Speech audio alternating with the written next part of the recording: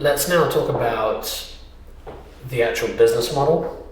There is this perception, as I entered the real estate market myself for the first time, I was amazed at people telling me there is no opportunity in San Francisco, forget cap rates, you're really focusing on appreciation and we're at the top of the market.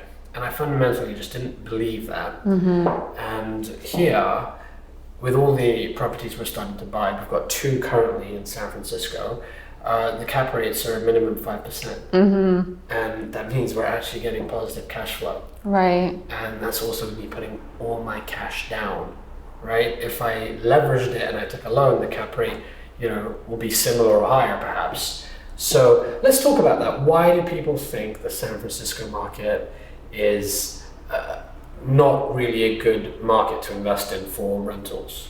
Yeah, it depends. They're not picking maybe the right properties.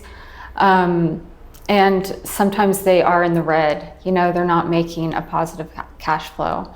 So you have to really pick the right property and you have to get the right agent who's going to rent it out as much as you can. I mean, there will always be some downtime, but...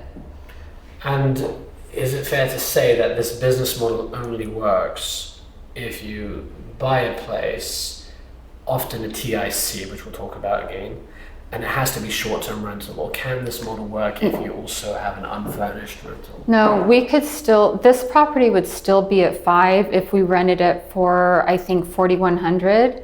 So I could get someone in here for $4,100 and we would still get 5. So it's a very good property to get positive cash flow. And you talk about 4,200 as an average. To some viewers it might seem like, well, why do all this effort and work? Why invest $9,000 in furnishings just to have $100 extra in monthly rent?